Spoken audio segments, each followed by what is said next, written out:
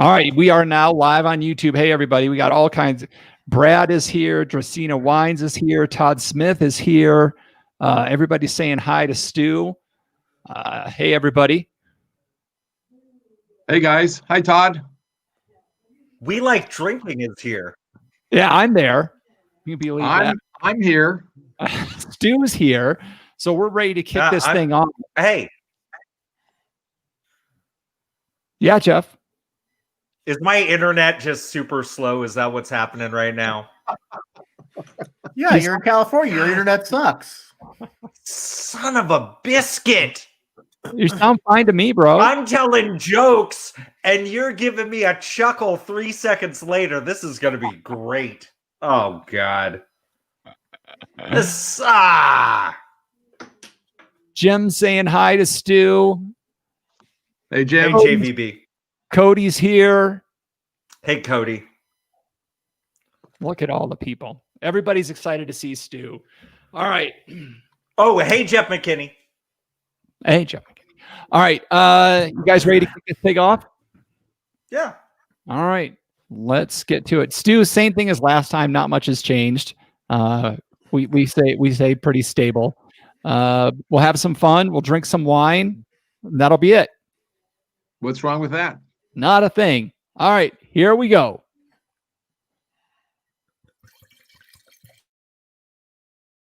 At the sound of the tone, the official We Like Drinking time will be 5 o'clock. Commence consumption.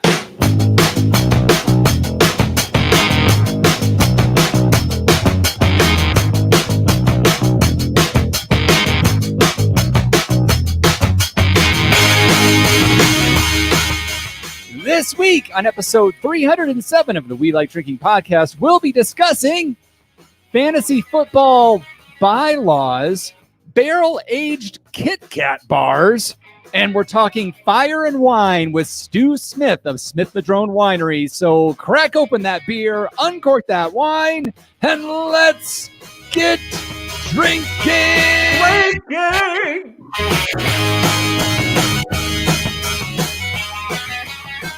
Oh my goodness, ladies and gentlemen, the crowd is fired up, the panel is fired up, the guest is fired up, and Jeff wants to say something, and I'm just not going to let him. I'm in a mood. This is my podcast, and I've got something to say. Ryan Hannigan, Mr.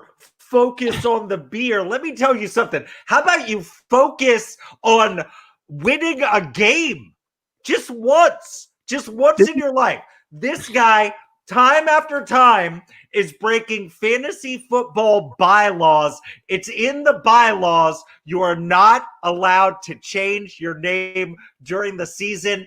And I let it slide. You give him an inch, and he takes a mother-grabbing yard. Do you know what? Look, listen and look. Ryan Hannigan changed his name. We're in a vampire fantasy football league this year, and I'm the vampire, so my name is Vampire Jeff. Ryan Hannigan changed the name. Take a big swig of your beverage while I say this. Ryan Hannigan changed the name of his team to Jampire Veth. That is straight up obfuscation of the market. Ryan, you should work for AB InBev because that's some bullshit, man. The things that fire Jeff Solomon up. It's against the bylaws, bro. Cody has changed his name like 8 times too. I think he's called Poop Jokes now. Yeah, whatever. No. That's for another time. So hey, let Ryan, me say, I hope it makes you feel better. You're the only person I beat all year. That's how bad you are. So let me say cheers, my podcast drinking friends, and welcome to Happy Hour 307 of your favorite award-winning topical beer and wine education podcast focusing on, I mean, usually it's fun, but I guess we'll take football tonight. I don't know. Fun. So make sure you never miss another episode of our branded drinking fun by visiting welikedrinking.com/subscribe. Nothing. Oh, tonight, folks, we are joined by our usual panel members. We are California Sustainable Wine Growing Ambassador and recovering wine blogger, Jeff Solomon. Hey, shalom, everyone. Our commercial brewer and snake wrangler, John Riak. Hey, folks. I am your host and certified specialist of wine, Jeff Eccles. Now, our guest this week first appeared on the show over 100 episodes, almost to the day 2 years ago on episode 205. He's back to continue the discussion of his amazing Spring Mountain winery, the frontline battles that dealt with this year with the Napa Valley fires, and there'll probably be some rants thrown in for fun. Please help us welcome back to the show, Stu Smith. Welcome to the show, Stu. Thank you for having me. Woo! So glad to have you back on. I got to say, I went back and listened to episode 205 today. And as I said on that show, it still holds true that was one of my favorite episodes we have ever done of the show. It was so much fun, and I can't wait to do this again tonight. So be sure to follow Smith Madrone Winery on Instagram. You can find them at Smith_Madrone, or be sure to check out their website at www.smithmadrone.com. How you doing tonight, Stu? I'm doing well. It's great to be here. I remember that night 2 years ago, whatever it was. That was a lot of fun. And that's what happens when you like to drink wine. It is. We get into a lot of deep conversations about biodynamics and yeast efficiency and Roundup. We were all over the place that night. It was a lot of fun. Things haven't changed too much. Not with our positions on things, I'm sure. Yeah. So we're going to talk a little bit about what's in our glasses. We may as well start with what's his name? COVID John. How you doing, COVID John? Yeah, I'm all right. I'm hanging in there. I'm not going to talk a whole lot tonight, as I was tested positive last week. So taking it easy. Last week it was San Pellegrino. This week I'm going Big Sugar. Pride of Atlanta, Georgia, Coca-Cola. This is a particularly good vintage of high fructose corn syrup, I might add. and natural flavors. Don't forget the natural flavors. Jeff Solomon, you have something special in your glass, I think, yes? I do. I was gonna give some John shit for going Big Sugar. I'm gonna go easy on him, and we're all thinking good thoughts about him. Just don't drink that shit next week, or you're off the show. So yeah, in my glass tonight, I am drinking a sample from one of my favorite wineries in the Napa Valley of the United States of America. I am drinking the 2016 Smith Madrone Cabernet Sauvignon. Which year are you drinking? 2016 Smith Madrone Cabernet Sauvignon. All right, Stu, I noticed you have something dark and dreamy in your glass. What do we have here? As with Jeff, 2016 Smith Madrone Cabernet Sauvignon. But being a winemaker, I also have 2017. How can I get this backwards here? It's an early night. 17 Chardonnay along with the 16. Nice drinker. That's awesome. Sometimes in 2020, shipments get delayed. Shipments don't make it on time. So I did not get the shipment of the wines that you guys are drinking. But I do have this handy dandy little liquor store pretty near my house. And I went there and look at what I found. I found the 2014 Smith Madrone Cabernet Sauvignon. So that's what I will be drinking tonight. So I'm guessing, John, I don't think we're going to have to do any tasting notes on what's in your glass tonight. I think we all know what your Well, might I add, it's got all the signature notes of paint peeling acidity. Mm-hmm. So if you're not drinking it, you're taking the paint off your car or the rust off of your car. All the hallmarks of a fine Coca-Cola beverage. Nice. All right, Solomon, we've got what's the nose like on yours? Let's get into it. Yeah, if I hope the internet picks this up. The nose I'm getting like this beautiful dark brambly fruit. This is just like this classic like blackberry and plum on the nose. I'm getting these wonderful. Say it a bunch. It's the truth. I'm a teacher. I love chalk, and there's this beautiful, like chalky, powdery note on the nose as well. It's beautiful, beautiful. Nice. I get a lot of that. I get a little bit of oak, not a terrible amount or anything like that, but a little cedar chest or something like that going on with mine as well. I get those brambly notes that you're talking about. I get a lot of darker fruits are in mine. What are we missing, Stu? Stu's like double fisting it right now. This is fantastic. Hey, it's my job, you know. Mm-hmm. Somebody's got to do it, but it's my job. No, I love the 16. 16 is wonderful. It has that, as both Jeff said. I agree with it. I think it's a very full nose. It's a little bit different Smith Madrone than we normally make. Our typical Cabernets are a little bit more angular, a little bit more cigar box, a little bit of dark olive in it, and this doesn't have that. And one of the things that I absolutely hate about wine is having to describe it to other people.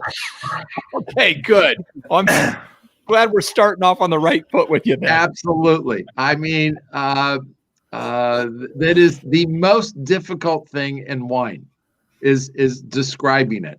Agreed. I generally come down with the description of, I like it. Perfect. It fills the mouth. It gives me lots of flavor. It's long. It's long lasting in the mouth. It lives for a long time. And as a professional and someone who taught this for 10 years, and who, you know, I did my master's out at UC Davis, the words I use would be words that my professors would look at me and go, no, you're not passing this class. You know, I would say, the wine is elegant. Mm-hmm. And Professor Hammer would go, elegant. Define elegant. Well, it's elegant. You know, everybody knows what elegant is. He goes, no, I don't. It smells. What's the, you know, the if it were a Riesling, it would be kind of flinty, or in the taste you would have that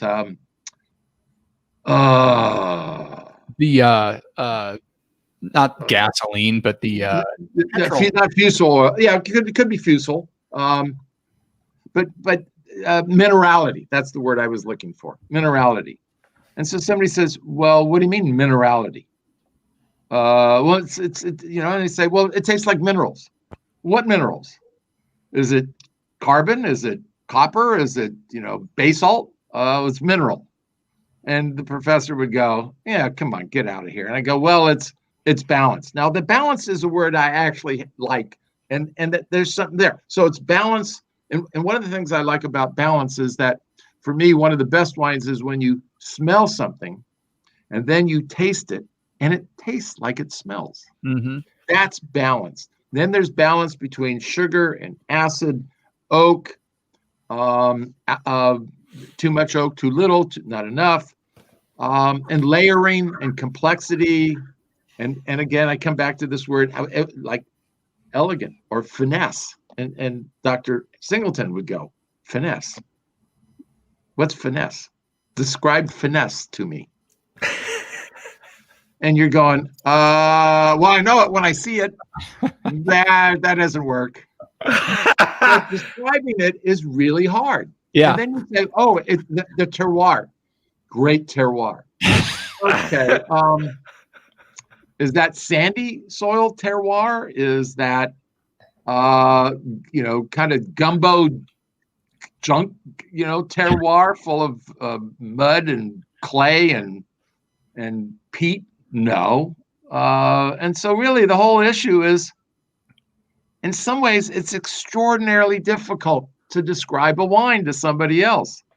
And I used to say when I was teaching all those years ago, they have these critics out there, not us, but them. And I go, look, if you like a critic, go take about 4 or 5 reviews, buy the wines, brown bag them, and then have your friends come over and send out the reviews and try to match the reviews to the wine. And I can tell you, it's damn near impossible. Yeah. And so then the point is if you can't match the wine to the reviews, what's the point of reading the reviews? Okay, right? Absolutely. I'm going on this. Well, so then I go, okay, let's be a little simpler. Let's buy the wines so you get an 86, an 88, a 90, a 92, a 94. Okay, that's a nice vertical stream. So let's do the same thing. Brown bag them, bring your friends over, decide which ones are the best, which ones are the worst. And then, here's your, Carmack the Magnificent, who's going to tell you what they are. And you go, well, the 94, I didn't like at all. Yeah. And somebody else goes, oh, the 88 was great. And if you can't put them in order and agree with the person who gave the review, what the hell's the point of having the review? So find somebody else. Or more importantly, trust your own taste. And the biggest thing in wine is that, do you like it or don't you? Mm-hmm. And if you like it, drink it. And if you don't like it, get a beer. Yeah. I feel like... Or open another bottle. Stu, this is why we love you as being like a straight shooter, like talking about stuff like that. I mean, if I can even like piggyback off of that a little bit, I mean, look, to all and there are some wonderful, excellent psalms that do a great job of like communicating things to each other and helping you in terms of like getting into and tapping into what you like. But the reality is, when you're listening to tasting notes that are of these sense memories that nobody's ever experienced before, it gets to this point where it's like, so what if you're textbook correct in terms of naming all these flavors? If no one can relate to it, who cares? I will say, I do think it's an important exercise for people in general, though, to try to pick out, like, they know that they like this wine more than this wine, and try to pick out like what it is that they like about this wine. And I've been saying this from the get-go, anytime I've had an opportunity to have your delicious Smith Madrone wines, is that as we compare this cab right here to what I think, and obviously there's this evolution of style over the years, but if we just go back like 10, 15 years, when I'm thinking about like Napa Cab, I'm thinking about just like big over the top, just like goopy fruit bombs. And if that's your thing, that's fine. But the thing that I've always liked about your wines, the thing I've always liked about your Cabernet, and this one in particular in front of me, is that it's straightforward. It's not pulling any punches. This is delicious Napa Cabernet with this wonderful acid. Nothing's being hidden or masked. This is fantastic. Well worth the price of $200. It's a $200 wine, am I right? Oh, absolutely. But only for quite a bit less. Mm-hmm. I believe it's in the 50s, everybody. So again, like, well, we sell it at the winery at 58, but I agree with you. No question. No question. We as an industry, we as a culture, I don't know where this happened and why it happened, but we all think we should know everything about wine, and we'll never all know about wine. And the first obligation of wine is to give pleasure. And I hate to, I don't mean to be harping on when I taught or went to school or whatever, but one of the things that's so important is to listen, drink with your mouth, not your eyes. And don't worry that it's got somebody's fancy label on it. This really does cost $200 a bottle or $500 a bottle. And so that will skew your brain. And really, what's really important is, do you like the wine? Does it give you pleasure? Is it elegant? Does it have finesse? Does it have balance? Does it have interest and longevity? Now, there are a lot of wines that are really fun to drink, and I call those quaffing wines. Yep. You just drink them. You don't think about them. You don't care about them. You just, suck the life out of the little sucker and move on for the alcohol. I had a Merlot like that once. Yeah, I'm sure we've all had several. A session Merlot from my closet. A session Merlot from your closet. Yeah, this is very interesting, Stu. I actually posted in our internal conversation group that we have, off show days, about an article in reference to people being unable to tell the difference between expensive and inexpensive wines. They just can't tell the difference, and a lot of times, to your point, the visual presentation of the bottle, whether the bottle looks elegant or the bottle has a lot of finesse, and even if they left the price tag on the bottle, people had an experience where they thought that it tasted better when it actually didn't. There was a study done up in the economics department of the Chicago School of Economics. And what they did, as I remember, it was probably 20 years ago or more. They sat down people and they gave them 3 bottles of wine, or three glasses of wine to taste. One was, let's just say, one was $10, one was $25, and one was $65. And they could see the price. And what they found is that everyone picked almost everyone, not everyone, there were a few outliers, picked the $65 wine as the best wine. They were all absolutely the same. All 3 wines were the same. Yeah. All 3 wines were exactly the same. And so the label, the perception messes with your mind. And when I was very fortunate to taste in my very youthful life with Bon Appetit, and we would taste. The fellow lived in Kensington, just north of Berkeley, and a beautiful living room that looked out over the entire bay. But we would brown bag them. And he would let us know what varietal we were tasting. So let's pick on Chardonnay. So we were picking Chardonnay, and he would pull the foils off, so you couldn't see the foil. But what I learned in a very early age is that the brain cheats. Mm-hmm. And at that time, which this would have been in the early 70s, I would come along and I'd see a dead leaf green bottle. I don't know if all your guests can see it, but you see this color here? This is dead leaf green. And no producers in America produced a dead leaf green bottle. So when you look down on the top and you saw the neck of the bottle, you went, aha, French. Dead leaf green, French. Aha, it must be good. And so whatever it is, especially with guys, the XX chromosomal side of the issue, they're not nearly as concerned with being right as the XY side is. And we don't want to be wrong. We want to be right. And That's so great. it's not our fault. It's in our genes. It's just who we all are. Y'all have seen it. Every time there's a brown bag in front of me, I'm feeling it. I'm picking it up. I'm comparing weights. I'm checking the punt underneath. Yeah. Like, oh, whoa, this is expensive. Right. Shoulders, anything. Yep.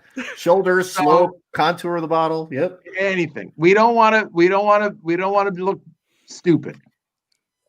And yeah, because this looks really cool when I'm like, I like it. I like it that to to rectal hunting. exam to the bottle. I liken that to like way back in the day when men would reach their hand in holes to pull out some sort of animal to eat, right? You're just feeling around in there to pull it out and like, is this a petite sirah I'm going to yank out of this hole? What you doing? Just noodling some Gewürztraminer. But anyway, so that's where I learned that the brain cheats.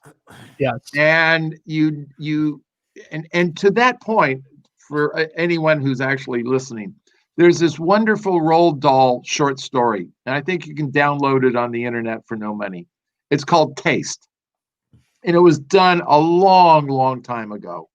And it's about a guy in construction who's done very well for himself, and he's got, we would call it a personal sommelier for dinner, and they get into a little bet as to whether the sommelier can tell what the wine is. And it is a wonderful story that is as valid today as when Roald Dahl, in his mischievous way, wrote it. And that's all as far as I will go. But if you haven't read it, you should read it. Everyone should read it. It's just a great little short story. Okay. I believe I've read that story. That's mandatory homework for the Jeffs. Yes. As reading glasses into it. But back to the tasting and the sommelier concept. Sommeliers know how to describe wine really, really well. And I sat in on a couple of their their sessions where a bunch of wannabes were doing it, and they are fantastic at what they do. And is it old world, new world, this, there, this, that. But one of the things I realized is that never once did they say, "Is it good? Yeah. How good is it? How much pleasure does it give? Where in the pantheon of quality does that wine fall?" It was all about its description for the patron, but they would not put their personal value on the wine. And for me, when I taste a wine, I always go, do I want to have a second glass? For me, that is the one of the major issues of telling me, and I let my brain do it for me, and that is, do I want to reach for the second glass of that wine, or do I want to have another wine, or try to find another wine, which I find will be more appealing for me? And it's the same way that I learned what wines go with what foods. At dinner, I just naturally started pushing a little bit of food off to the side that I wanted to have at the end to go with the wine. Okay. Because I didn't want to end up the dinner with Brussels sprouts and a bottle of Cabernet. Brussels sprouts just don't go with Cabernet. They really don't go with anything. No, nothing. Unless they're wrapped in bacon. Then you were having the bacon. It's like having escargot. You have escargot for the butter. Yeah. Escargot is a vehicle for butter and garlic. That's like my wife who puts ketchup on her eggs. I'm sorry. Everybody in the chat, if you're offended, sorry, pick a different podcast. If you're putting ketchup on your eggs, there's something wrong with you. You don't like eggs. Just get yourself a tablespoon and squirt some ketchup straight on it. It tastes exactly the same. Jeff, let me just say one thing. I think it's okay on an fried egg sandwich. Oh, sure. Yes, of course. Okay. But morning eggs, I agree with you. Yep, no problem. Can I put some Tabasco on my eggs? Is that okay, Jeff? Of course. Okay, I'm just making sure. I don't know with your rules. I do have to say, Jim. Just don't change your fancy football name while you're doing it. Jim in the chat said Jeff and his #punt exam, a visual you'll never be able to clear from your mind. And I want to remind everybody, you should watch us every week live at around 7:30 Pacific on Tuesdays at welikerdrinking.com/show for more punt examinations. I didn't see him put a finger cut on when he did that punt exam. The wine didn't cough either, so what are you going to do? All right, so we're 30 minutes in and we've gotten through the tasting portion of the episode, I guess. So, Awesome. So before we get to the interview, though, we have an important bit that we like to call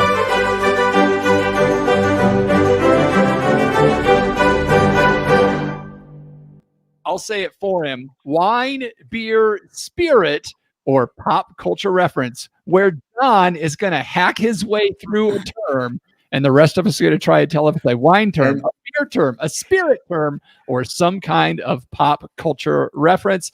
COVID, John, the floor is yours. I am going to hack my way through this term. This week's term is Bildungsroman.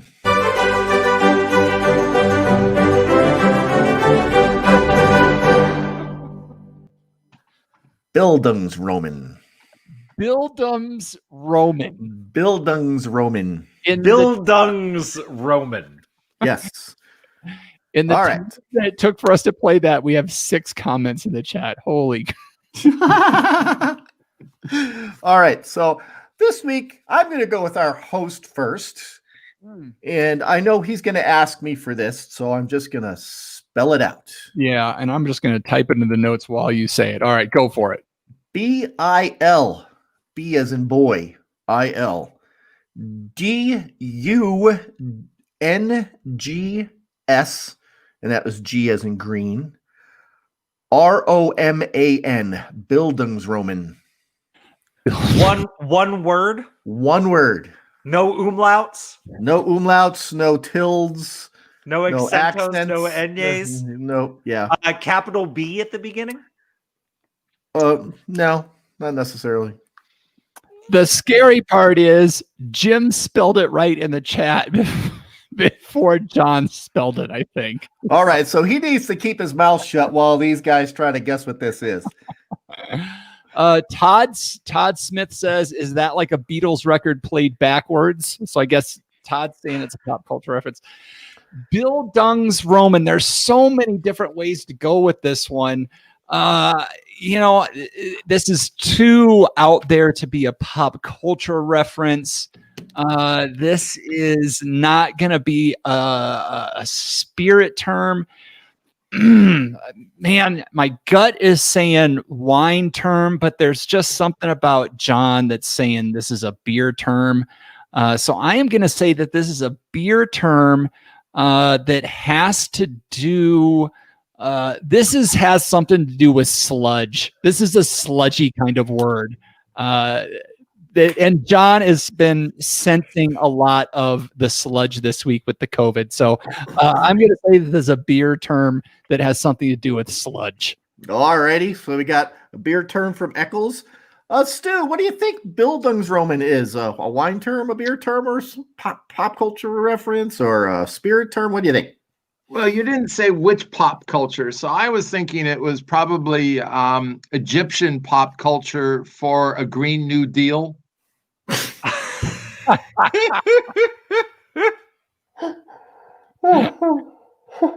Stu, you're my hero. Okay. Pop culture. All right. I got it. Solomon, what do you think? I don't know. I don't know if Stu's going to be allowed to come back after he just killed one of the hosts. So I'm glad that you saved me for last because I actually know this. I'm actually kind of freaked out that John knew this because it kind of there's a little bit of like a personal story that goes behind this. I was actually when I first entered college at San Jose State, I actually was originally studying to be an architect. And I had a professor originally from Baton Rouge, Louisiana. He's actually Cajun. And I remember we had this quiz where we had to identify the origin of different styles of buildings, and it was like an out loud like pop quiz. Like he would show a picture on the projector, and then he'd call on somebody, and they'd have to say like the origin of it, Victorian, right? And he shows this building up on the screen, and he says, "Okay, you up front, Jeffrey Solomon. What is this?" And I go, "Oh, that's French Gothic." And he said in his Cajun accent as he shook his head, "Buildings Roman," because it was Roman. It was Roman architect. Buildings Roman. I'm glad you're so sure of yourself, Solomon. You're absolutely incorrect. Before we go to, so we've got Todd says it sounds like a Beatles record playing backwards. Jim knows it. Jim, you can go ahead and put it in there now. Todd also says the operative word here is dung. Brad H says he's going with a beer term, but it's some sort of beer making equipment. And Stubb joined. Stubb says it's a German synth pop band from the 80s. So I guess he's saying pop culture as well. Well, it is a pop culture reference. It is a German term. It is a literary term for a coming of age tale. Oh. And it usually follows an arc of competence and a fall and then ultimate victory. So the latest big Bildungsroman is the Queen's Gambit. Well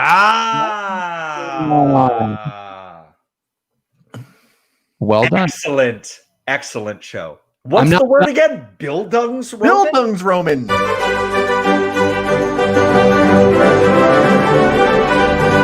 I haven't finished the Queen's Gambit, so STFU, you two.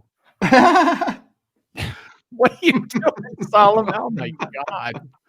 All right. We're what, 37 minutes into the show ish. And now I guess we can interview Stubb or not Stubb. Why are we going to interview Stubb? We can interview Stu. Stubb's trying to get on the show. Don't forget to watch the Cork MV drinking advent calendar. It's a wonderful, wonderful 3 minutes every single day.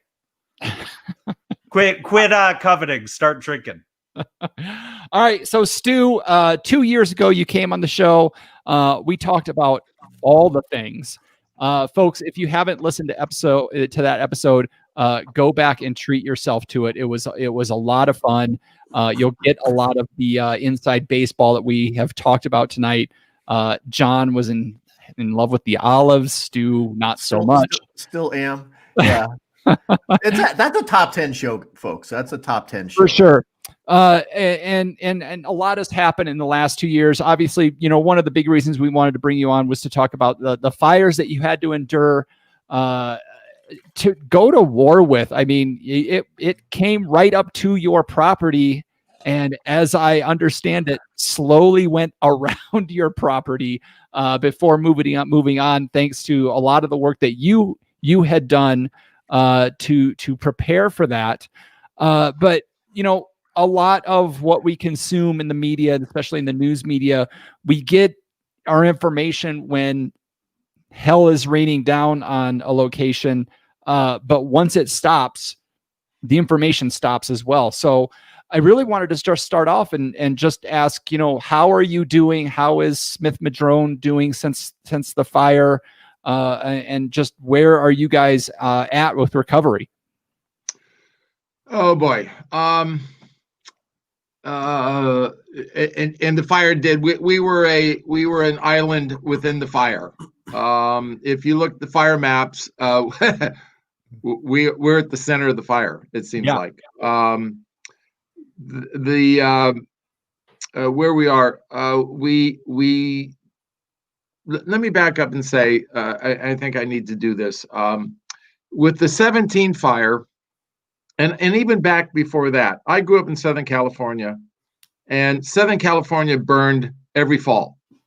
San Diego burned, Santa Monica Hills burned, Santa Barbara burned, Ojai burned, the forest burned. It's just one of those things. And you lived with the burning. Now, I lived in Santa Monica, and there was never any fear of fire getting into our neighborhood. But it was just one of those things that was part of your consciousness. And when I eventually started Smith Madrone, I'm in the forest and I'm going, yeah, it's fire. And it's a dense fire, a dense forest. And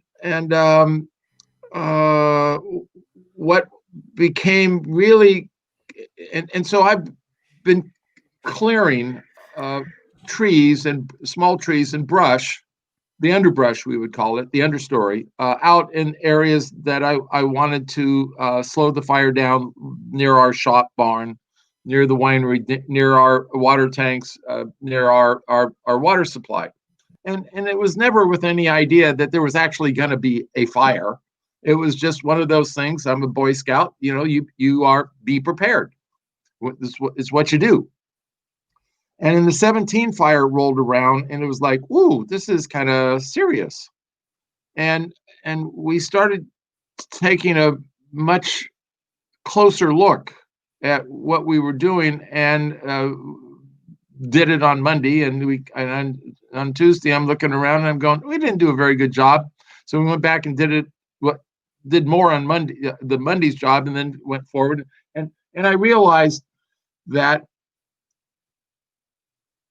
the most important operative of someone, and I think this applies to a little bit to the urban areas near the urban rural interface, but you have to, if you want to protect your property, you have to do it yourself. There is nobody who is going to come and be the cavalry and save you. CAL FIRE is overwhelmed with work, and their first job is to save lives, and they do a great job at it. And they will not fault me for saying any of this. I've had many, many conversations, and we're all in agreement. The first 24 to 72 hours, you are on your own. Mutual aid takes time to get going. If it's a fire of these fires that we've been having, they move very quickly. And CAL FIRE and the various local fire units are just stretched to the limit. And so if you want to save your property, you got to do it yourself. And when you are responsible for saving your own property, you look at the world in a vastly different way. Where you looked at that tree and you go, oh, isn't that a beautiful tree? And you go, oh shit, it's too close to this. And one of the things you got to understand too, being in agriculture and even horticulture, a weed is something that's growing in the wrong place. And if you got a tree that's too close to a building, you got to cut it down. Oh, no, you can't cut down that tree. My little children grew up there and we just can't have that. Lady, you want your you want your house or you want your tree? Mm-hmm. We lost all of our monetization now, too. I'm just fucking with you. We do it every week. Okay, all right. So when you learn that you're responsible, you have a whole different attitude. And you are much more ruthless in looking at what fire can and cannot do and the realization of where it is. And so from that point of view, with 17 and 18 and 19, and 18 and 19, we weren't threatened, but there were fires everywhere, and it brings it up to you. And every time there's what we call a red flag warning, that is a call that says, okay, get out your checklist, dude. Okay, have you cleaned out your gutters? Are the gutters, have you washed them down? Is your chainsaw working? Is your water tanks full? All of this list that you have to go down and be prepared for. And there's 5 things that I look at. One of them, 5 tips, 5 things that motivate me in looking at protecting your property. And the first one is this thing called attitude and the realization that you're on your own, and with your buddies. You got to have, one person can't do it all. So you got to have a crew that you're all set up ahead of time. 2, you have to be on the property, and in California, and this is a little political, they cannot remove you from your property, but they can keep you from getting to it. Yep. And to me, that is wrong. And I am working very hard with my local state folks to get that changed, because if you're not going to protect my property, and I'm willing to sign away my life. I'll give you all the releases that you possibly want. I'll have in Napa County, we have ag permits that allow you to get through after a certain period of time to your property. But I want a super ag permit. If Cal Fire can get there, I want to get there. If my brother is kept down at the bottom of the mountain by a CHP, and they're letting Cal Fire or police or anybody else up, I need to be able to get up. So access is really important. And you guys really got into that, right? You really got into that with both you and your wife, or not you, but with your brother and your wife this time around, where people couldn't get up there when they really needed to, right? That's right. Monday morning, the fire started on Sunday morning on the far side of the valley. Monday, I got up there Sunday night. Charlie, Sam, and I were all up there all day Sunday doing harvest. And then I was out at what we call the Wedding Grove, because I could look 3.5 miles across the valley and see my friend's house right on the Silverado Trail. But he'd evacuated at 3:30 in the morning on Sunday morning, and he's going, "Is my house there? Go up and look." And so I spent a fair amount of the day up there looking, and the fire was over there. And then I think somebody said, "Well, is it going to get across the valley?" And I said, "Oh, it's not going to get across the valley." And then I'm going, "Oh, you know what? Maybe it's time to move some of that stuff out of there. Now it's time to bring out that plan. Make sure that we're prepared." So I spent most of the afternoon moving everything around and setting up things. Charlie and Sam were still doing harvest, and I broke free, and we went home about 7:00. I was home for 45 minutes, an hour, and a buddy of mine who is also on the Silverado Trail, a little bit north, but he was on the west side of the Silverado Trail, and everybody east of the Silverado Trail was mandatory evacuation. So he calls up and says, "Stu, your place is on fire." I said, "Teddy, I just left there. It's not on fire." He says, "There's the biggest red ball I've ever seen in my life right over your property. Yeah, okay, thanks, bye." So I hop in the car, head up there, call my son, call my brother. I get up there. As I drive up through Spring Mountain Road, there's not a spark anywhere. And Sam, my son, comes up about 20 minutes later. He says, "All of Spring Mountain Road's on fire." I said, "It's not possible. I just drove through there." He goes, It's everywhere." Charlie got stopped at the bottom by a CHP, and he could not get by the CHP guy. And that was the beginning of it all. And so Sam and I went through our preparations. I was in close contact with our neighbors, and that's the other thing that you really need, is that you need a neighbors list. You got to have everybody's contacts and everybody's cell phone numbers.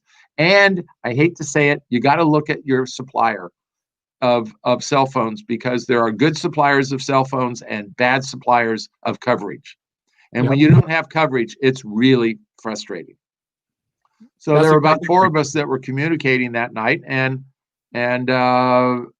things were really quiet. And then Sam and I went over to look over into the northern Ritchie Creek watershed, and it looked all quiet. And 15 minutes later, it was just smoking. The other thing, too, is that there were 4 fires that we didn't really know about. I mean, we knew of them kind of, but we didn't know they were there. There were 2 fires downslope and east of us. One was supposed to be in Bothay State Park. The other one was behind Brasswood. And then the one, well, there's maybe 5. There was one in the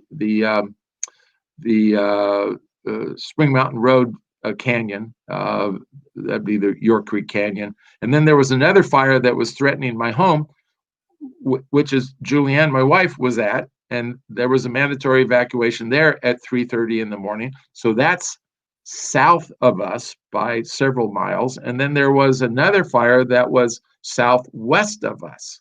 So all of this moved over the valley and up over the top of the mountain within an hour of me having gone home.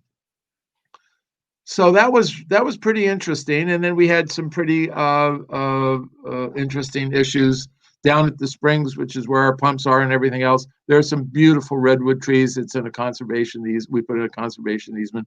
There are some of these redwood trees that are 800 years old. They're 220 feet tall. They're just magnificent. And right in the middle of them is our water pump and our pump shed and wellhead and all this other stuff that's all wood or plastic. And so Sam and I and you know and I've been for years, several years, 3-4 years, clearing out everything and then burning the brush in the wintertime. I mentioned that earlier. And then, but there are leaves. There's leaves everywhere. So you got to get rid of the leaves and try to come up with bare ground. And as the fire was coming up to us and going up the trunks of redwood trees 40, 50 feet, it was a fairly cool fire, it seemed like. And it was like, okay, so Sam says, Dad, we've done the best we can. I think it's time to get out of here. So we left thinking we were going to lose it all. But it was a miracle in that nothing happened. But then that night, it came down on that fire on Monday morning, about 4 a.m, all went along the north slope, the north face of the Ritchie Creek Canyon, which is the southern edge of Diamond Mountain appellation. And then it took all day, all night to go down the rest of the deal, cross over the Ritchie Creek, and then start working up toward our northern boundary or the southern side of the canyon. And then we had a big battle up by our water tanks, which turned out, which I didn't even know, was less than 150 feet away from Barnett's water well and all of their electrical panels that ran all of their water system. Oh, so wow. 3 guys came down from Barnett, and then I had my son Sam, my other son Tom, and his buddy Carlos somehow, I suspect, ran the roadblock. I don't know, but anyway, they got up there, and it was, using chainsaws at 10:30, 11 o'clock at night. Is not a real good way to, let's just say Cal OSHA probably would not be real happy with that concept. But that's what we were doing. And so we saved that. And then after that, it was pretty much over. That morning, we went to bed about 1 o'clock, 1:30, woke up at 5, had jumped the line, had to get up and fight it again. But that was pretty much it. But you didn't know that was it. You just don't know. Yeah.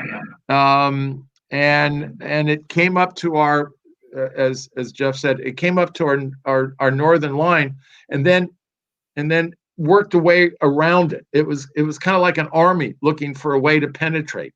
They were flanking us, and I was afraid it was going to cross over and then drop down into the Mill Creek watershed, which is on our south side, and then roar up through the canyon and take our barn. But what it did is it just snuck along the fence line at the very top, and we were extraordinarily lucky, except that we've got to reset about, I don't even know, 12, 14 gates. There's over 100 wood posts that have to be replaced. We had to replace 2,500 feet of water pipe, 2 filtration areas. We got nickeled and dimed to death. And frankly, I've been feeling a little punky lately with all of this. And then a good friend of mine, I won't mention the winery because I'm not sure he'd like it, but he runs a vineyard and winery, vineyard on Spring Mountain, and he lost 16 buildings. Oh my God. 16 buildings. And one of the buildings is a ghost winery, and in it was all of his tractors, spray rigs, blowers, cultivators, an old Jeep. He said, I couldn't tell one thing from another. It burned so hot.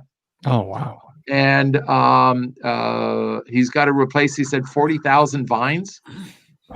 And I'm going, got a little humility here, Stu, because he was just going through. I mean, he has a truly Herculean task to overcome. And I was feeling rather down in the dump because we just got to replace 100 fence posts and pull all that wire and all that other stuff. And to be honest with you, we're all suffering a certain level of PTSD, with all these fires, mild that it may be, but it's still there.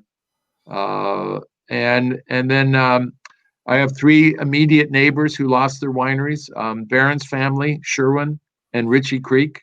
They're just gone. And Kane Cellars not only lost their winery, they lost their home. And it is much worse. Now, the Tubbs fire was much worse for Santa Rosa. There's no question the Tubbs fire was just horrific and loss of life.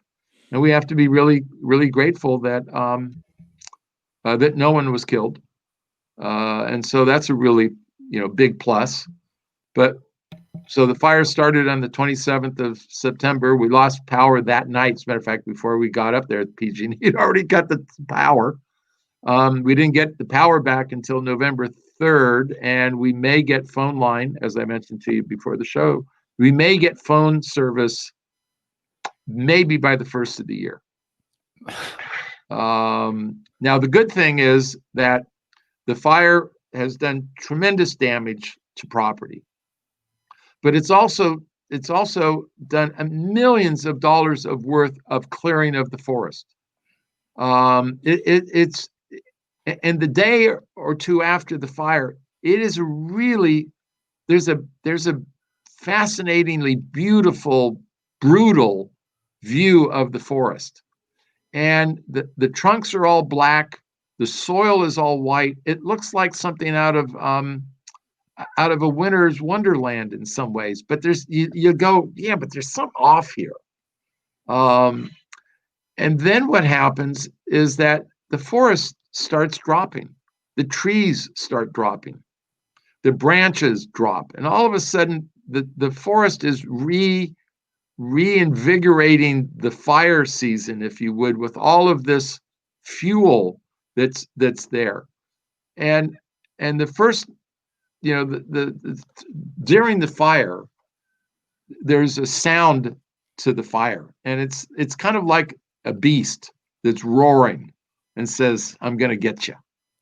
And at 4:30 in the morning on Monday morning, when we're looking down into the Ritchie Creek watershed, and the flames are just on the north slope, just going straight up from, I don't know, a third of a mile away, half a mile away. You can feel the heat. It's not much heat, but you can feel the heat, and the roar of it and the intensity of it is really humbling when you're there, and you start having second thoughts. Am I really supposed to be here? Is this what I signed up for? So that was the worst of it, and it did and so we fared well. But there is a tremendous opportunity that I hope politically we don't lose, and that is to be able to go back into the forest to continue to keep the forest clean and to manage it, because the fire did a huge amount of work for us, just a huge amount. Now, what's going to happen is that some of the hardwoods, the madrones especially, the tan barks, we're going to lose a lot of them. The redwoods we're not going to lose. And in fact, just 2 days ago, I was down wandering in the forest, and at the very top of these redwood trees that have no needles anywhere, they are black to the very top. These are smaller trees, maybe 110, 120 feet tall. There's little tufts of green starting to grow. And so the regeneration is starting. But I think with the hardwoods, they're not going to make it. And a lot of the firs, the smaller firs, just aren't going to make it. So now we're going to end up in the next year or two with a lot of dead wood back in the forest. Now, the other interesting thing is that we have springs, and those springs went up by about 12%.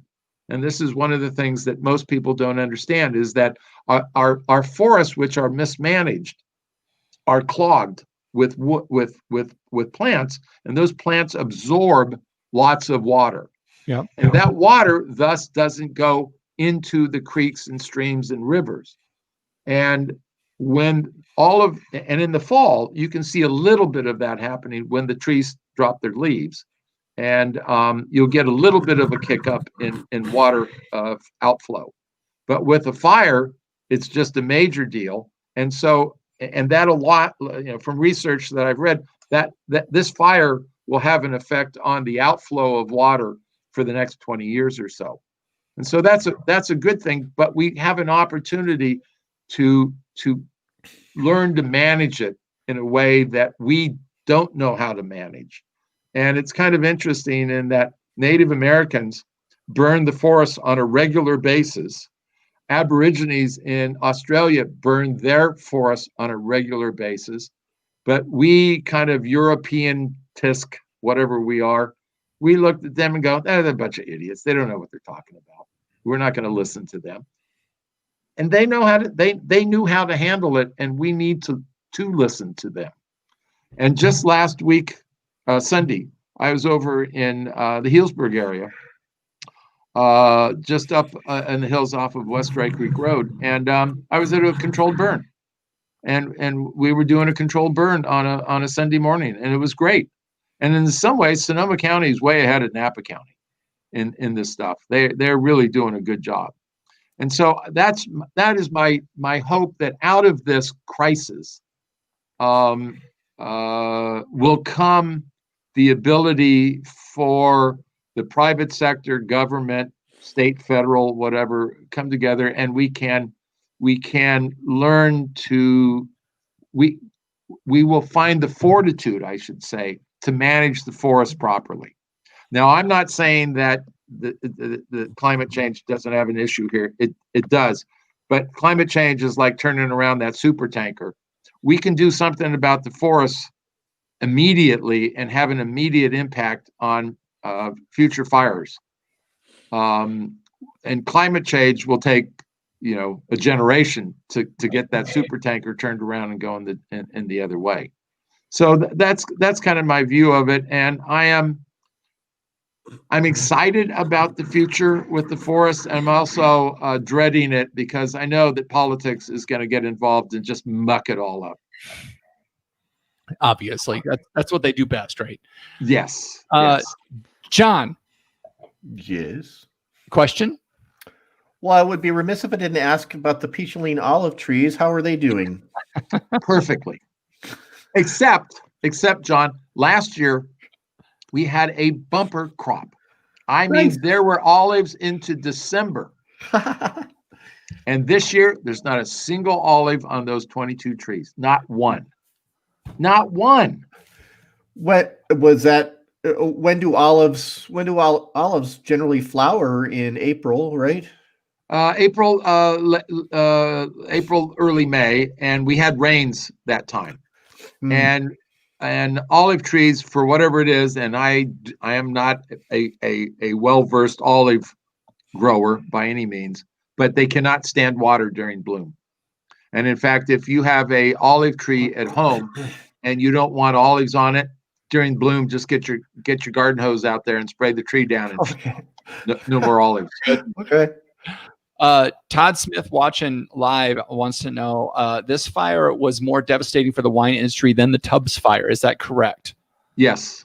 The Tubbs fire and the Nuns fire were more damaging for homes, residential, and it was mostly the most damage was in the Sonoma County, Santa Rosa area. Mm-hmm. That was truly horrific. It looked like a war zone. Now, we did lose, those of you who know Napa Valley and Deer Park got hammered, just flat out got hammered. And that's our coffee park.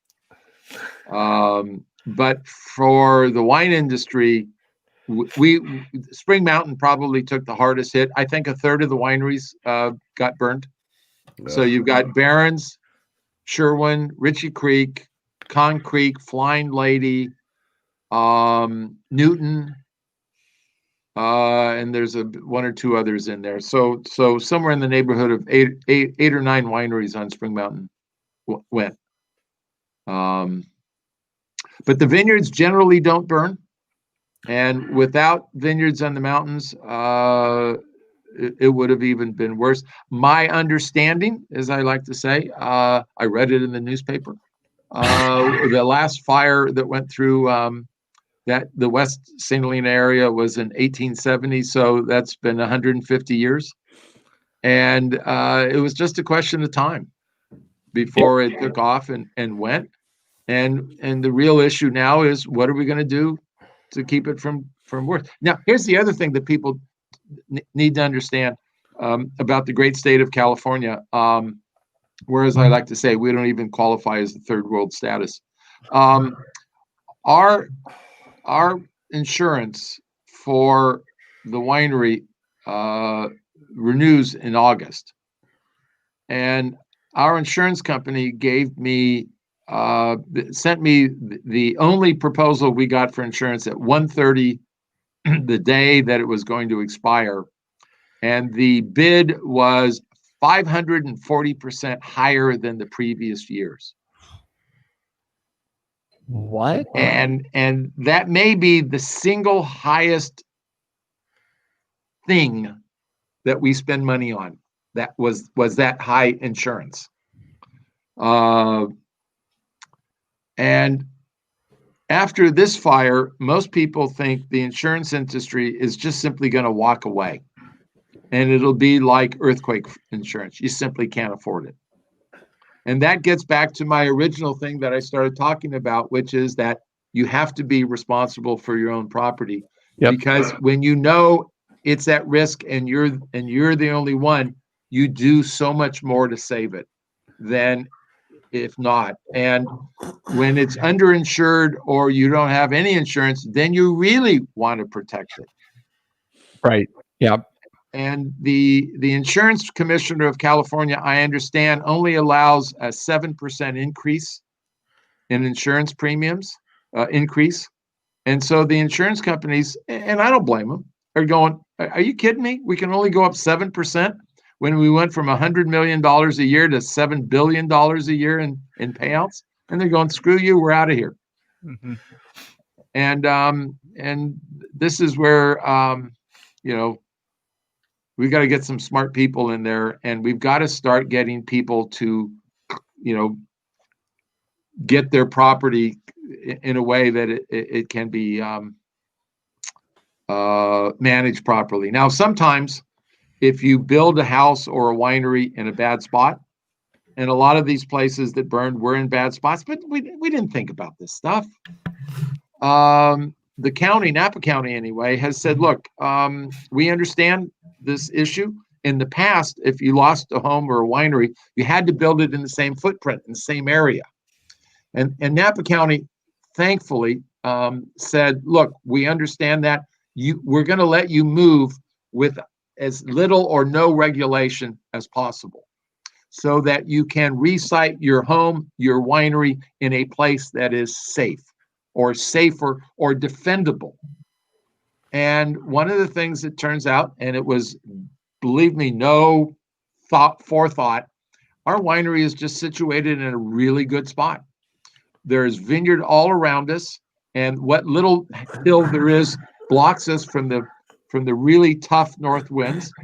And if the fire does get there, it has to go downhill before it hits the vineyard. So I feel really lucky that I was lucky in where we sited the winery, but I can't take any credit of forethought because there was no forethought. And that's kind of we just have to make fires as part of fire thinking as part of our DNA. Yep. That's absolutely right. Jeff Solomon.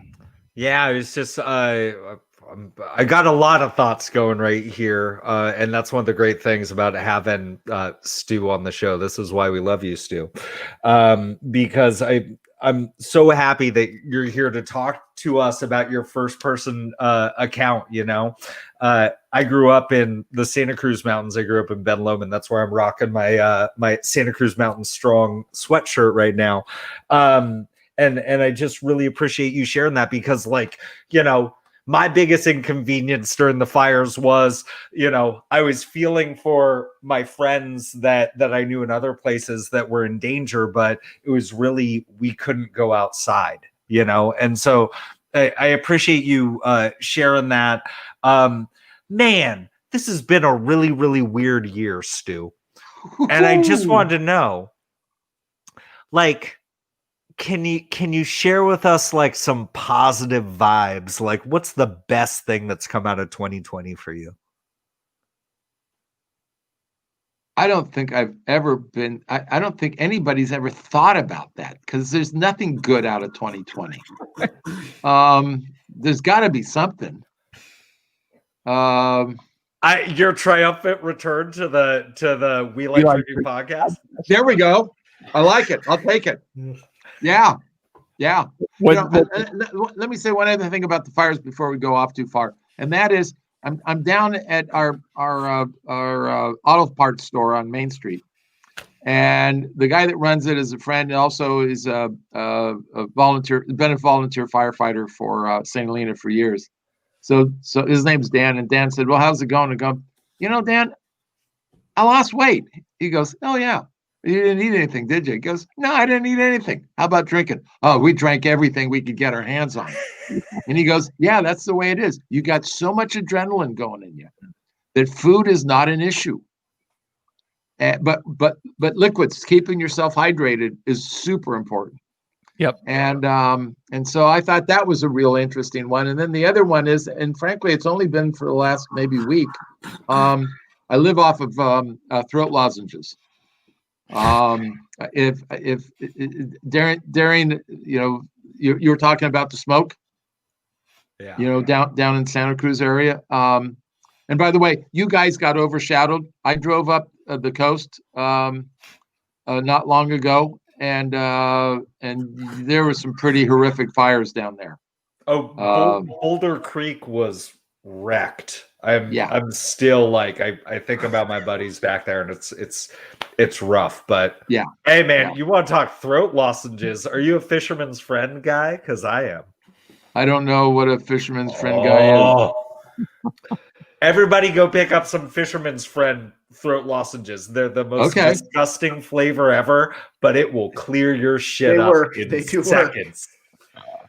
Yeah, no, I just popped those things. I mean, if I had one, I had 6 or 7 during a day. Yeah, Fisherman Friends are like Ricola on steroids. Okay, I had them too.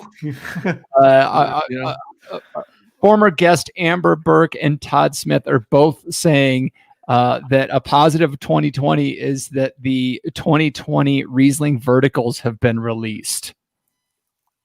Yes, that's right. We it was my idea. I'll take it for once. We released the vertical of Riesling, and it was so the 16 is the current, 14, 15, 16, 17, 18, 19. This is like a package that people can buy at smithpadron.com. That's right. And you can buy a vertical. So it's 6 years. And I'd like to say I can remember what we charged for it, but I'm having so much fun here. I put it out of my mind because we like drinking wine. So I don't remember, but it's not horribly expensive, and you get to taste 6 wines, a vertical of Smith Madrone Riesling from the same vineyards, farmed by the same people, harvested, made into wine by the same people in the same way, and everything else. No other winery purchases or sales or any of that stuff. And so it really gives you, and I happen to think one of the things I love about Riesling is that you get the pure expression of the grape. You bring the grape in, you crush it, you press it, you put it in a tank, settle it, ferment it, clarify it, put it in the bottle. There's no malolactic fermentation. There's no American oak, French oak. There's no toast on the barrels. There's no lees stirring, no batonnage. There's no other varietals that come into it. It's 100% Riesling. You just get it, and no other grape, I think, holds up to this kind of winemaking, because it's the best way to make the wine. And I think Riesling is one of the greatest wines on the face of the earth. Absolutely. And I'm feeling like I made the wrong choice, Stu. I've got the 2016 in front of me. I just gotta buy the other 5. Todd and Amber think both. of it this way: you're stimulating the economy. That's right. In a region that needs it desperately, in a third world country that needs it desperately. That's right. That's right. We're not even a second world. That's right. Todd and Amber both agree that it's $250 for the 6 bottles. Right. That's it. Of a vertical, which is honestly a steal. I didn't know you guys had released this. This is fascinating to me. This is something that this is a Christmas present you need to get. Just stop what you're doing. Send everything you got from Amazon for your kids back. Go to smithpetro.com and order this 6-pack. It was officially released this morning. You want to talk about like the ultimate social distance party, like, you and 5 other friends like pitch in and just around a campfire. Like, that sounds like so much fun. No, it is 20. This is 2020, Jeff Sullivan. So all of you need to go buy it, and then you get a Zoom call together, and y'all sit around it and drink it together in front of the computer screens. Okay, there is one other good thing. There is one other good thing about 2020. On January 1st, it'll be gone. It's over. It's over. And then everything magically gets better on January 1st. There's no way 2021 could be bad. Right. Yeah. So a couple of people have asked it, and I've dreaded asking this question, but I think it has to be asked. As far as the 2020, you were harvesting right up to that point. Right. What is it going to look like for the wines? Do you know yet? Do you know what this is? Is there smoke taint? Do you know what's going to happen yet? Or is that still to be seen? It's still to be seen. We were going to finish harvest on Monday, the 28th, with the Cabernet Franc, and it was a beautiful crop. And that didn't happen. And I don't know when we finally harvested it, but it was about 10 days later, because all our stemmer crushers and everything is on. It could have been 2 weeks later, because we needed a generator. Because it was 3-phase. And then what we did too with it is, and there was a little Cabernet that came in along with the Cab Franc, because we harvested everything. And what we did is I went out with a spray rig the day before and washed and used about 325 gallons per acre and washed the grapes down. We did an experiment where I did that, and then we went and harvested micro bins, and I drilled a whole bunch of holes in the bottom of the micro bins. Then we picked into them, and then I just deluged them with water. And I personally thought that would be the better way, but Charlie and Sam both liked the spray rig washing. So we went with the spray rig washing, and that was to get rid of the ash. Yeah. The physical ash part. And the Cabernet Franc is got the reds have fabulous color, just fabulous color. But the Cab Franc is a little ashy on the back. But we think it may be saleable in bulk. We're not going to bottle it. The Chardonnay that we harvested was below threshold. The Riesling it's got a few markers, but very low. The Cabernet is really lovely. And even though it's got some numbers on it, I can't remember what they are. They're not particularly high, but the wine also seems to be pretty good. And we're really trying to decide what to do. And I don't think we're going to make a decision for a while. Yeah. Until things settle down and we see where we are. And it may be, and we don't have crop insurance. My lovely insurance company didn't even call me to ask me if I wanted crop insurance in December, because I don't know. Anyway, it is what that is. And so we have several options, depending on where the wine goes. One of them is that it's got no value and down the drain it goes. Another one is like, okay, this might turn out to be pretty good. And the other one is, okay, we're somewhere in the iffy area.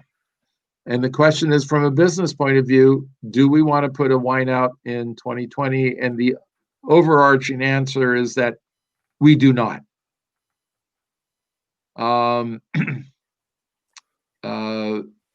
We really just don't want to. And then the question is, what do we do with the wine on hand? And that's really the question. Is there a value in it? Can we recoup any farming costs, or is it just a complete shit show and the way it goes? Yeah. And for us, and as I like to say, most wineries, as a group versus growers, we have inventory. It's not as though wineries don't have inventory. We have inventory. It may be a lot, maybe a little, but at least we got inventory to get through the year or year and a half that could be an issue. But if you're a small grower and you lose your crop, you don't have any recourse. Yeah. You put out all of this money and you end up with zip. And that's just really hard. And yeah, we got a lot of .comers and people of high wealth, I guess is the way they call them. It's called now. High net worth, high whatever the hell the term is. And I don't care about them.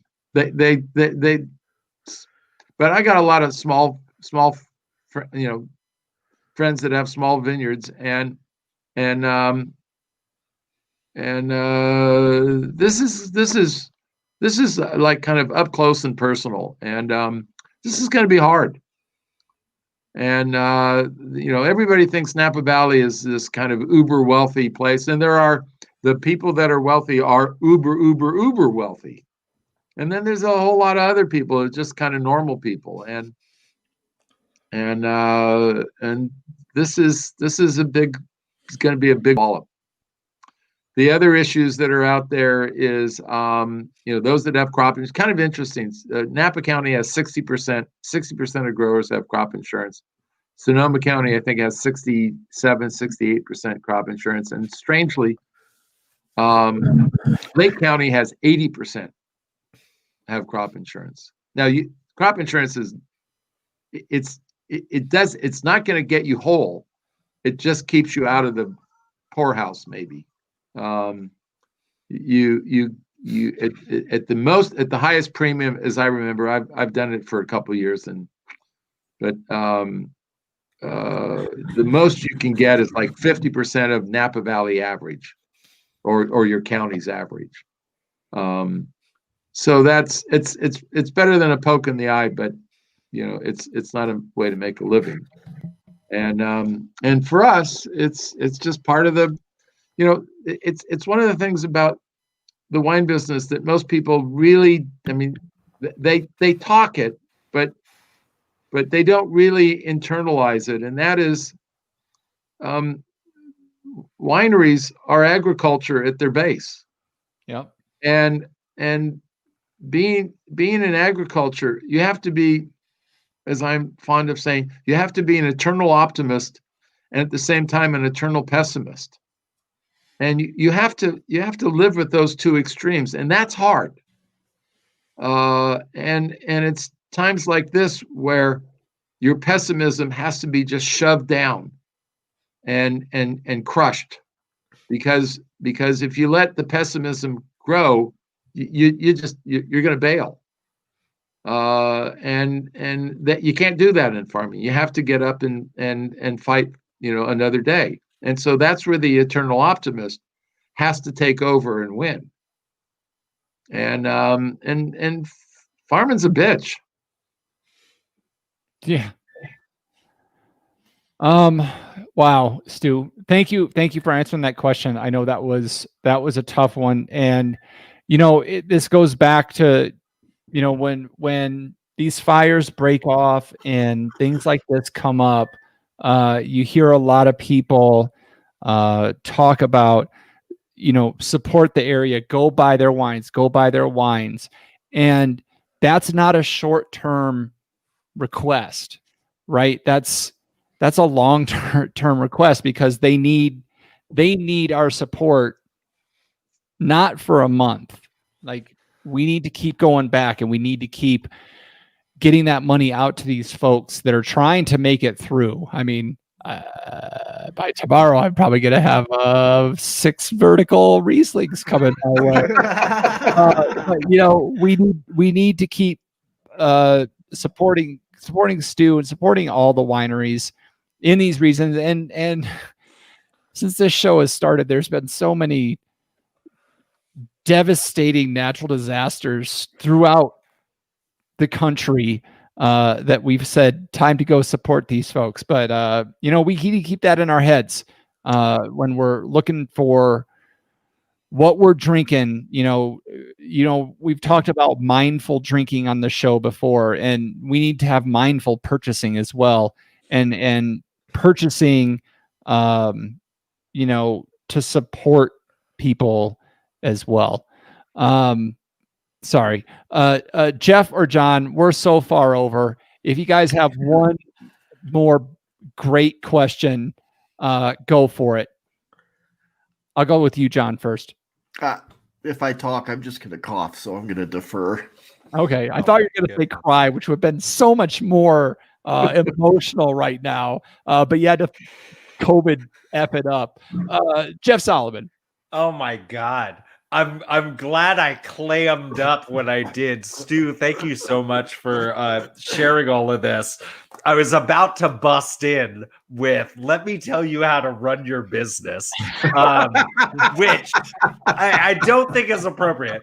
However, I do think go for it anyway. No, so I do think about, the wine that we're seeing not fit to be sold this year, at least under the Smith Madrone label.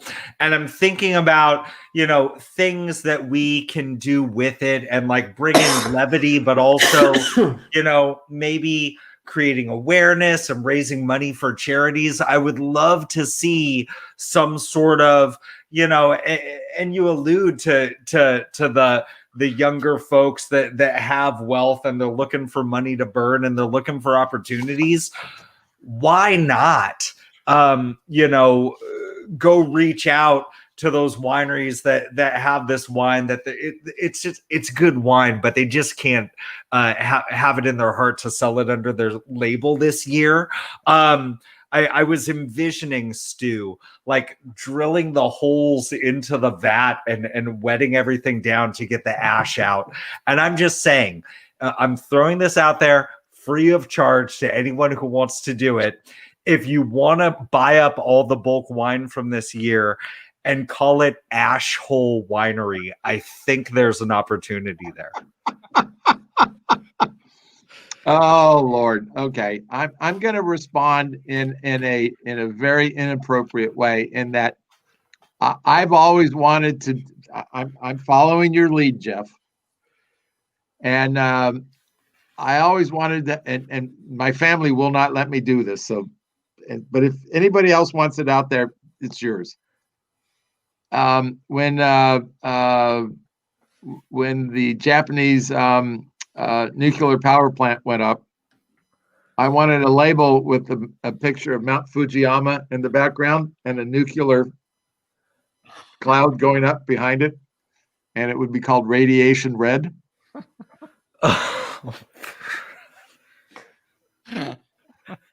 You know, and I look, don't think I scored with you guys either. to anyone who comes out and says like, "Oh, that's insensitive." Look, Stu knows.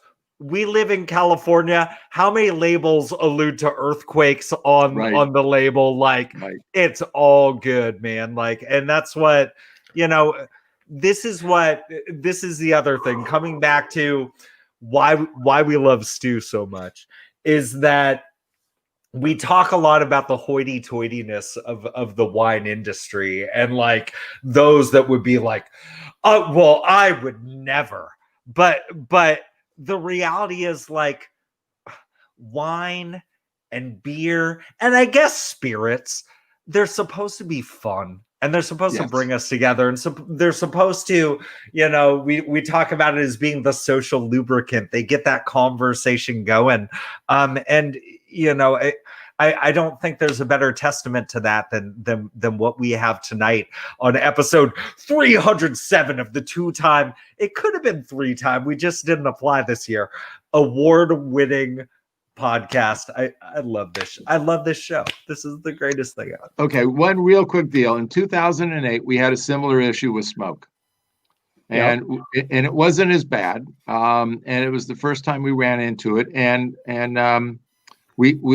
my brother kept saying after harvest, I don't like this vintage. I don't like this. And I'm going, it's malolactic. That's this. And finally, I was home one night, and my wife does PR for the wine business, and she had a bunch of Australian winery clients. So I'm looking and I'm thinking, I'm going, Australia, fires, fires, smoke taint.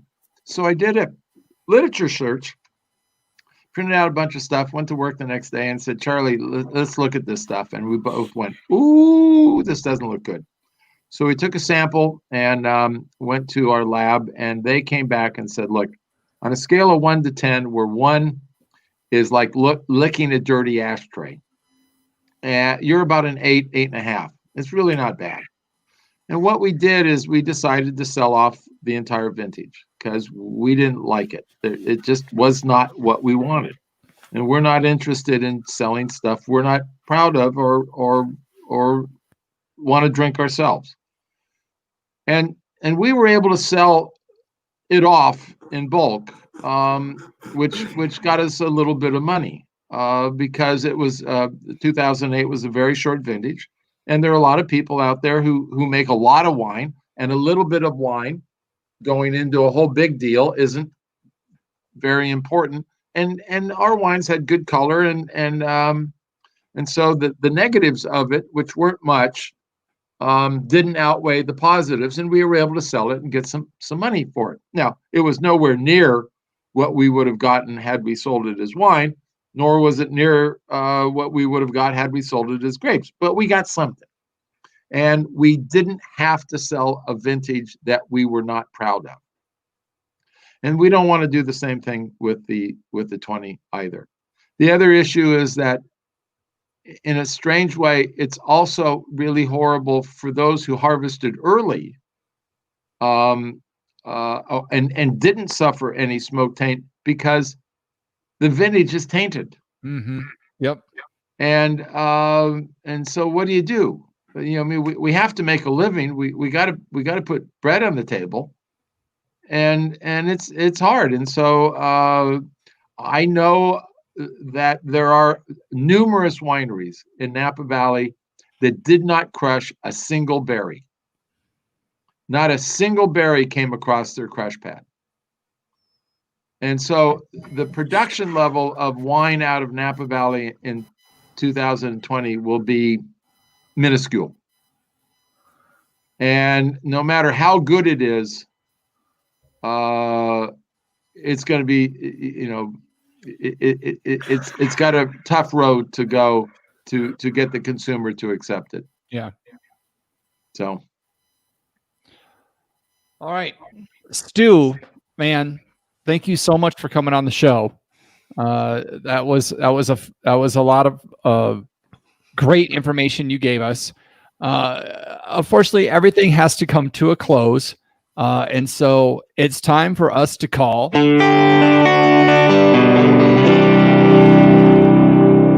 Last call. Last call. Last call. Time to clean house and lock the doors. You know what we do here, folks. We're looking for a little bit of help from you. John Ruyak, if the folks want to follow us on the social media platforms, how can they do so? You can follow us on Twitter. That's We Like Drinking 1, the numeral 1. Instagram is We Like Drinking. And, of course, the tavern, welikedrinking.com/tavern. You know, ask for an invite. We'll let you in, I guess. Yeah, we'll think about it for about a second. Jeff Solomon, if the folks have some thoughts on the show. Hold on. Once again, folks, if you're looking to follow Smith Madrone on the Instagrams, follow them at Smith_Madrone or visit their website at smithmadrone.com. Jeff Solomon, if the folks want to leave a review of the show, where can they do so? Hey, if you're a listener of this show, I want to know your opinion on bourbon barrel aged Kit Kats.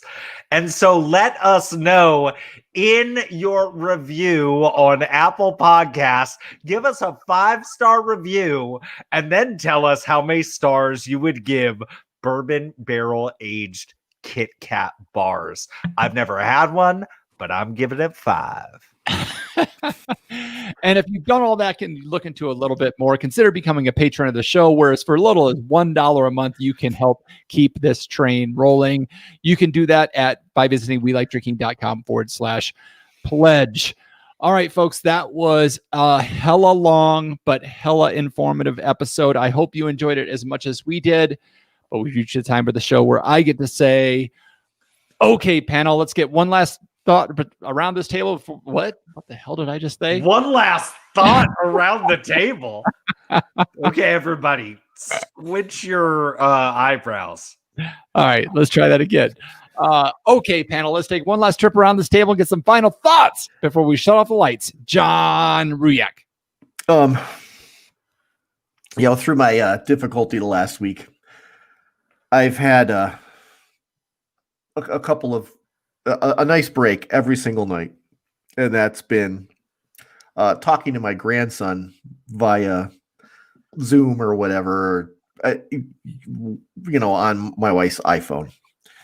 And my son and his wife they're not anti-Christmas. They're not, but they kind of don't care for the spectacle of Christmas. But when you have a 2.5-year-old, you get dragged into the magic of Christmas or Hanukkah, whether you like to or not. And it's just fun to see my 2.5-year-old grandson going, "It's my Christmas tree." And you can just see the look of disappointment on my son's face because he thought he was going to escape from that. And you can't escape the magic of Christmas. Jeff Solomon. 2 things, maybe 3 things. I don't know how to count. Number 1, for those of you who listen audio only, and bless your heart, for those of you listening audio only, happy Hanukkah to those who celebrate. I appreciate you, and I'm right here with you, man. The other thing I have to say is, so my oldest son, Parker, he is a hoot nanny. He taught himself how to read, which I don't say to brag. I just say randomly, like he'll bring up weird stuff. I'm like, "Where'd you get that?" He's like, "I read it." So he has the Charlie Brown Christmas book. And the other morning he comes up to me and he goes, "You know what, Dad? Christmas is all about commercialism." And it's like the greatest thing ever, because obviously he's all about the Christmas joy. He loves the elf on the shelf. I'm pretty sure he thinks mommy and daddy are the ones that move him, but it is Christmas magic. And I just wanted to say I thought it was like the greatest thing ever. It's about commercialism, Dad. By the way, when he watches Charlie Brown on TV, he goes, the book was way better. All right, that's one. I think that was 3. Oh, okay. Hanukkah, bragging about my son, Elf on the Shelf. Okay, there we go. And I'm out of focus. So all right, yeah, you are. Stu, any final thoughts before we let you get out of here? Oh, I'm just so looking forward to 2021. I think if there's anybody that's like, nah, I'm good with 2020. They just need to be take it outside and flog. They were lobotomized by Nurse Ratched. Yeah. So Stu, man, thank you so much for coming on the show again. It's really awesome to be able to talk to you and get your perspective on things and really hear a lot that we couldn't get information about. I mean, it was really hard to get honest to goodness information about what was happening. So thank you so much for joining us and bringing the real deal to us. And we look to support you as much as possible. And we love you. We love Smith Padron Wines. And thank you so much for joining us once again. I had a great time. Excellent. So much fun. We like drinking. What can we say? And with that, I'll say thanks again for joining us at the We Like Drinking podcast, where you'll never drink alone.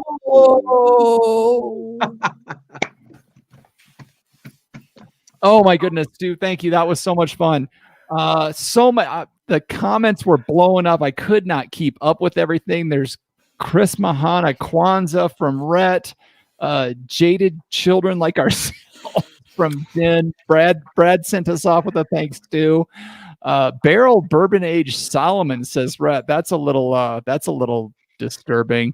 Amber, it was good seeing you here. Thank you all so much. Todd Smith was super active in the comments. That was awesome. Everybody, great seeing you. Cody, you are so silent. You must have just been working on your must have been building cabinets again or something like that. So he's probably renaming his fantasy football team. I'll tell you what, he's tonight, probably buying Bills gear online. The word got out that Stu was going to be on the show because I think we've had more like live viewers at least commenting tonight than we have in a while. That's awesome. Cody got a work call. Stub, good to see you. I'm not sure why I want to interview you. I have to wait halfway through the show, but shit happens. Love you, Stub. Can I be a special guest on your thing? Right? What the hell? I didn't get a call. The fuck, Stub? I could have my own hashtag. I invented hashtag World Porter Day. All right. Oh. Son of a bitch. More fantasy football stuff coming on. Hey, if Todd can hear this, say, hey, Todd, Stu, give you a call. Todd can hear you as we're about to end it, though. So, Todd, awesome to see you here. Everybody, Stub, great seeing you. Everybody, great seeing you. We're going to drop the live stream, folks. Thank you all for watching tonight. It was awesome seeing you. Come back next week for drinking beer, I think. Maybe.